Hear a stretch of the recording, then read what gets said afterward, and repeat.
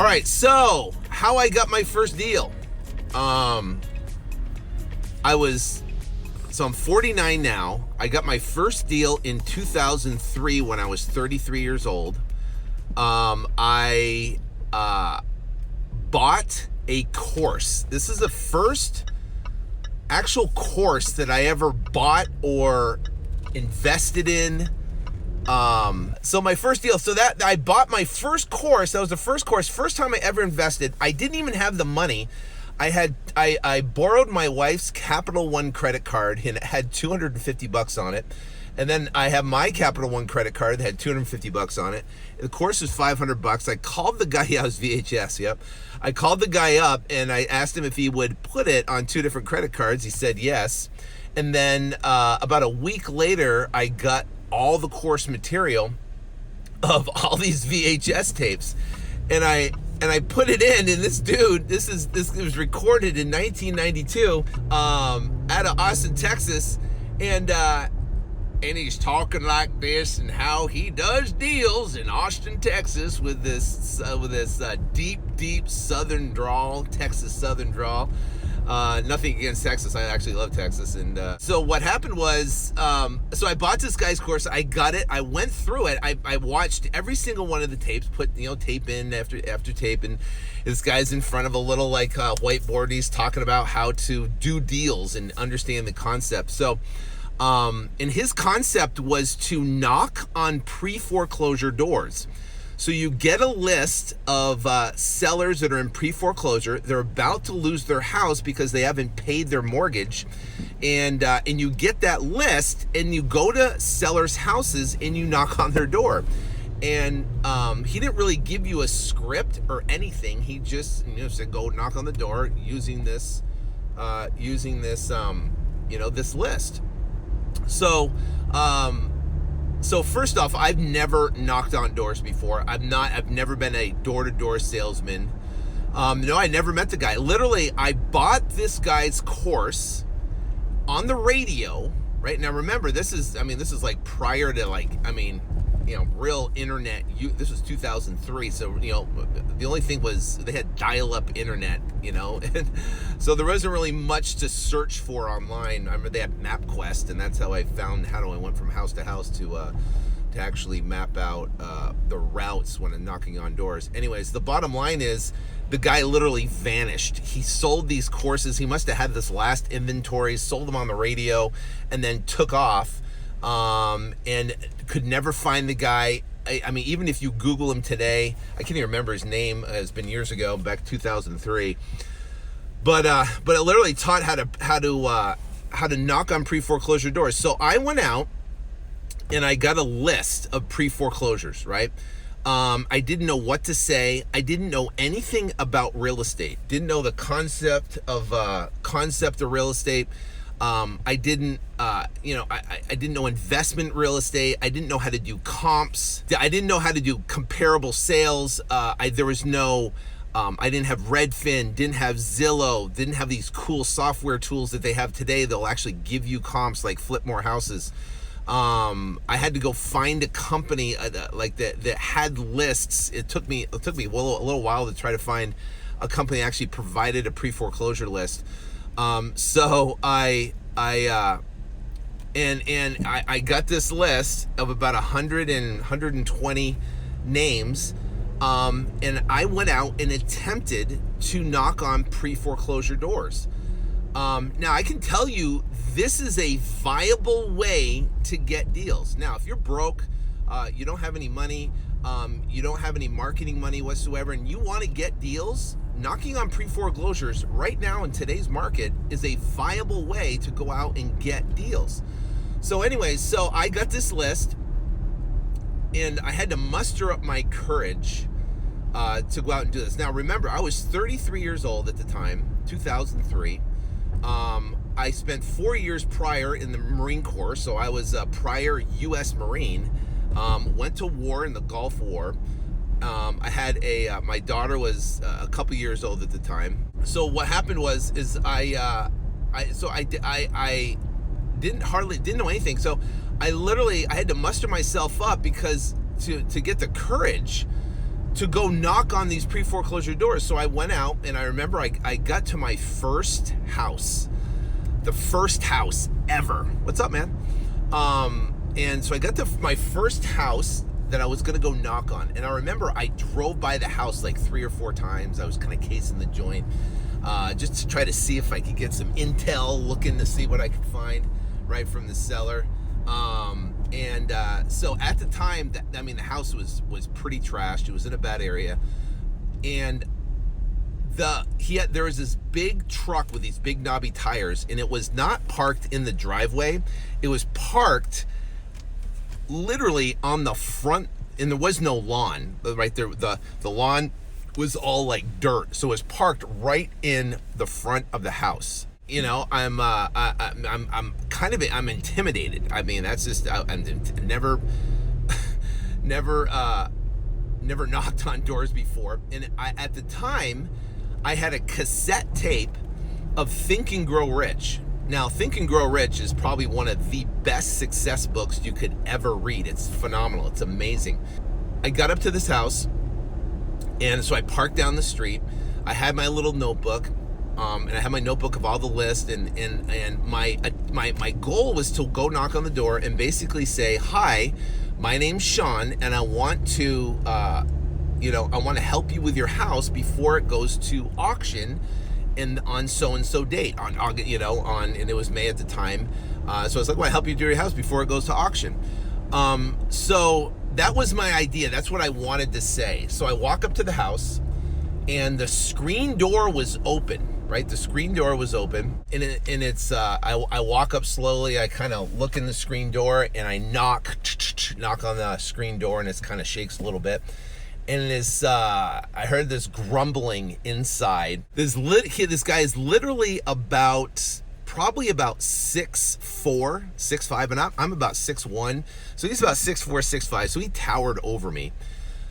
And he had no hair. His head was shaved. He had this a tank top on. There was all junk all over it and stuff like that. And he had hair come up popping out of the tank top. And he was a big dude. He definitely wasn't but he had kind of had a belly on him and stuff. It looks like he hadn't showered in a while. And he basically said, "What do you want?" And I'm like, and literally my tongue swelled up like a balloon. I mean, I was like, and I literally started tripping over my tongue. I'm like, and I couldn't, and he's sitting there looking at me like, "What are you crazy? What are you doing?" And I literally turned around and hightailed it back to my car. Now I'm a Marine, right? Prior Marine, and I'm sitting there. I literally turned around and ran back to my car like a little dog, like a little puppy with my tail between my legs, scared, ran back to my car, and I sat in my car, and I was ready to quit. I'm like, you know what? I can't do this.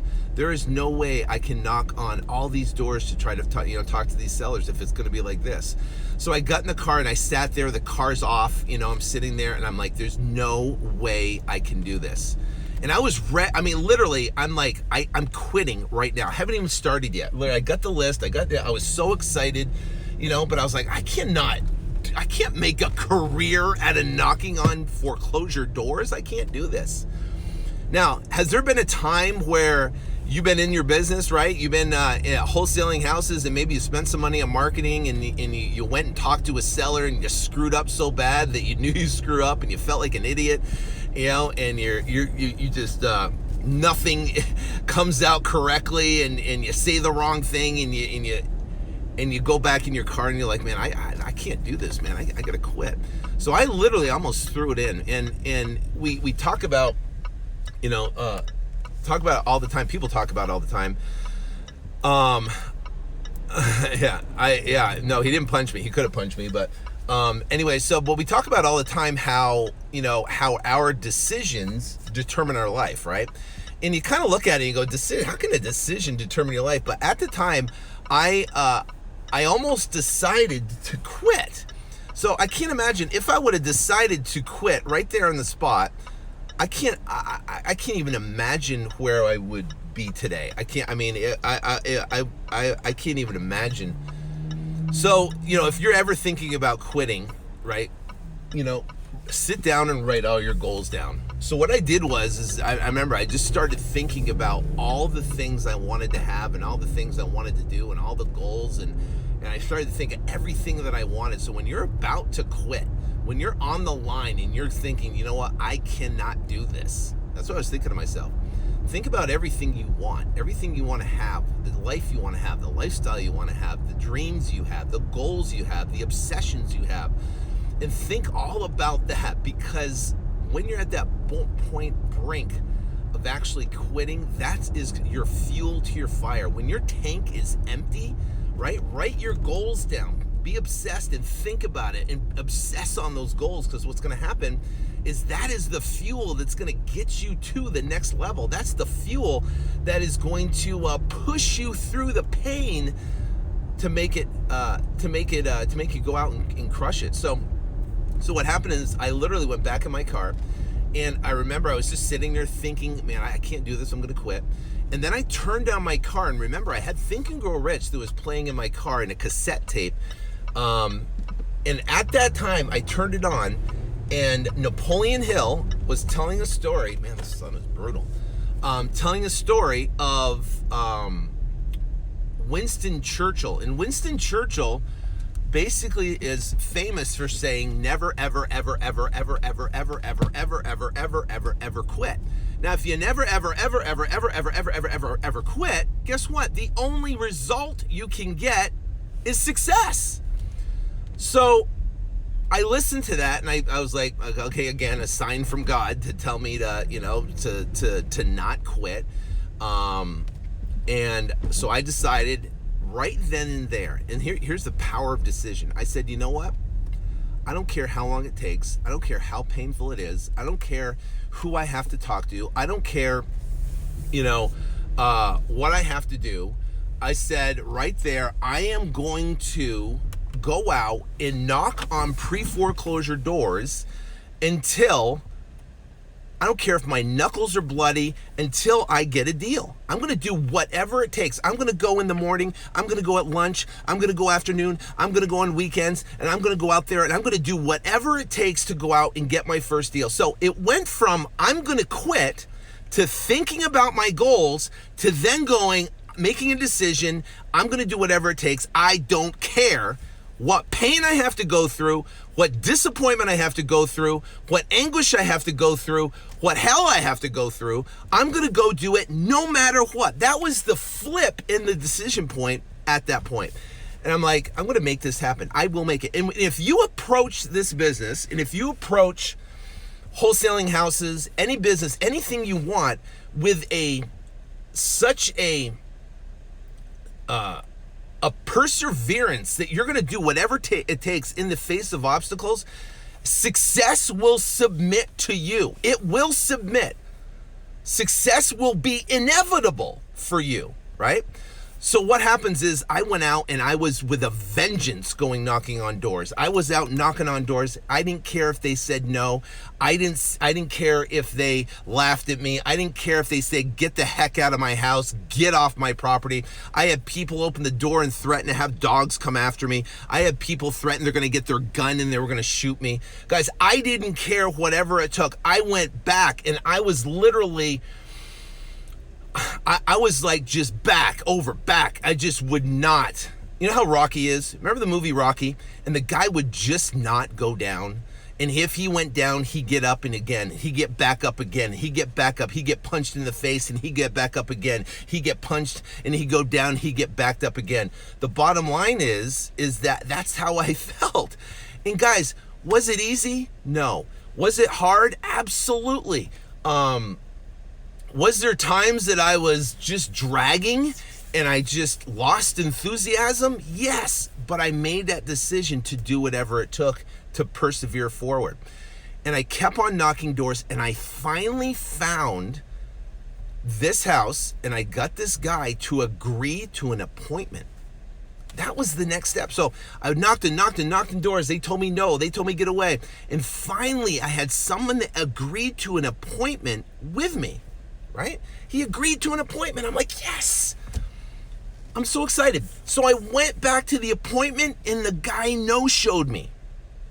So I was disappointed. I was like, oh man. So I went back and knocked on the door, kept on going back, knocking on the door. And finally, after 3 or 4 times going back, finally, the guy answered. I said, listen, yeah, we had an appointment, and I came and showed up, and he goes, oh, I'm sorry, I had to late at work, whatever. Come back again tonight at 7:30.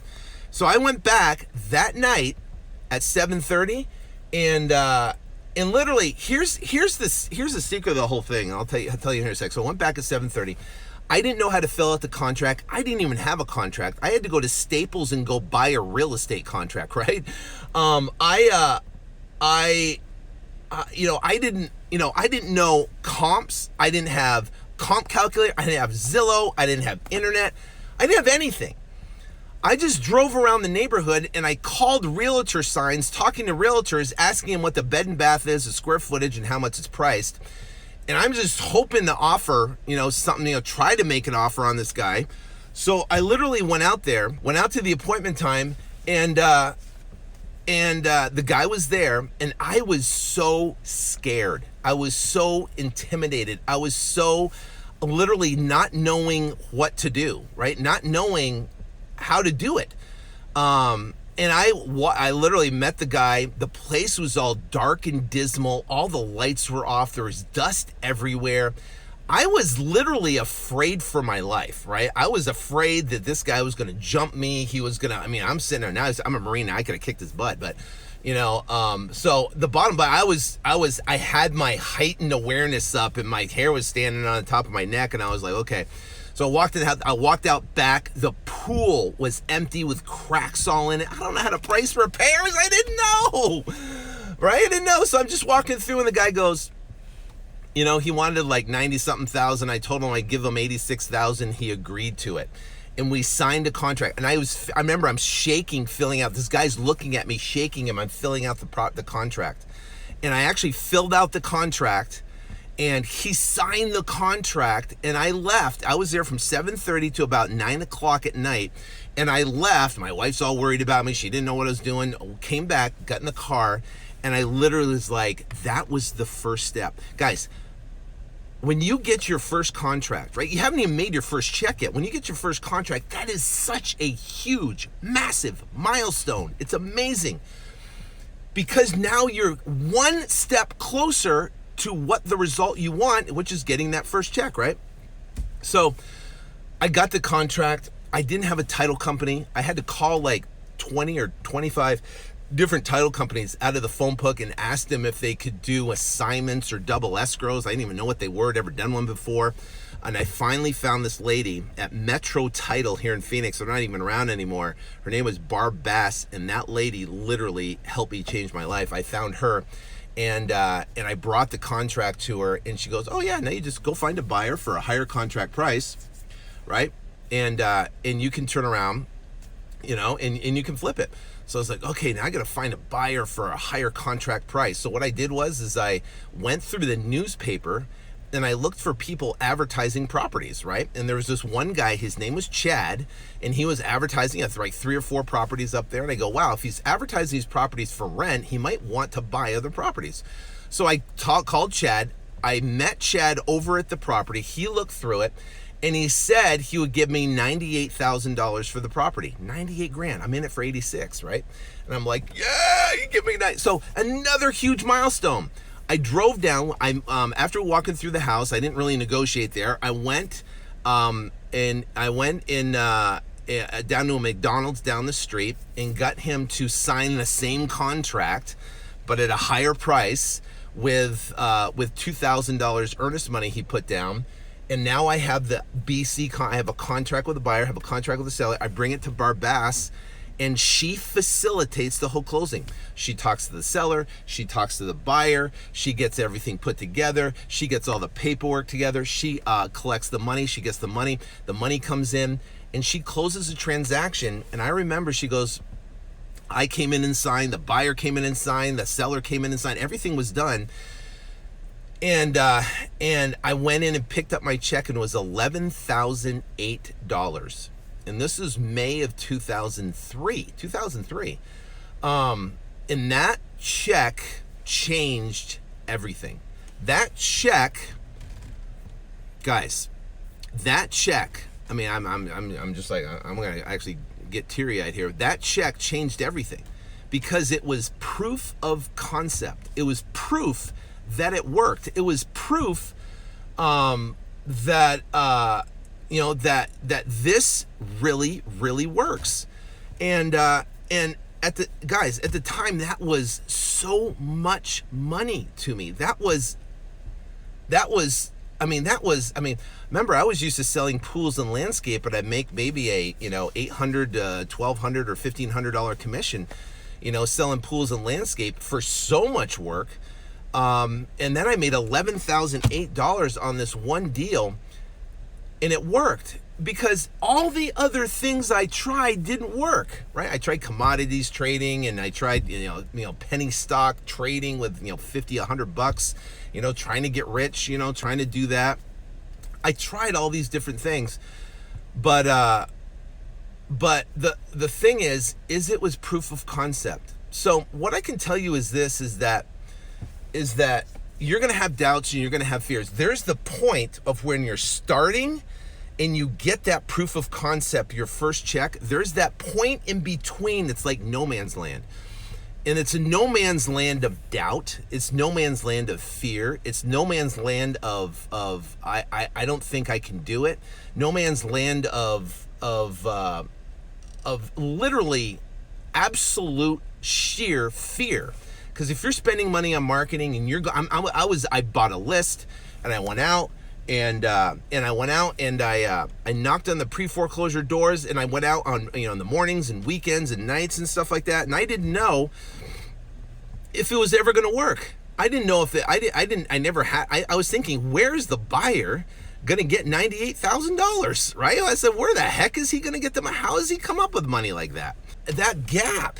That if you're in that gap right now, all I can tell you is you have to literally dive into your dreams. You have to dive into what you want. You have to be crystal clear of exactly what you want, your dreams, your goals, because in that gap between where you are and getting your first check, that is where most people quit. They quit because they don't think they can make it happen. They quit because they hit an obstacle. Something happens. Tyler White's has been following me forever, and he got my book when he got started over at Flip2Freedom.com. He got my book over there, and what happened was he read it, got started. He was literally a guy who sold bug spray, where the extermination, right? So he did that, and what happened was his first 5 contracts canceled. So he was in between that, between where he was and getting that first check, that in between that point, his first 5 contracts canceled. And he literally was at the brink of quitting. And he goes, you know what? This is my last shot. I can't do this anymore. I can't deal with the disappointment. I can't deal with the anguish. I can't deal with the doubt and the fear of not making it happen. I can't what? And what happened was he literally just said, I am going to do this. Gave it one more shot. Got a contract, got it in escrow, and turned around and flipped it and made his first check. I think it was like $4,000 his first check. And I can tell you guys, that was the shifting point for him. And he took that check, and literally now, the guy's a multi-millionaire, has $1 million wholesaling business, built a brand new house. He's building houses. It's literally life-changing of what this can happen.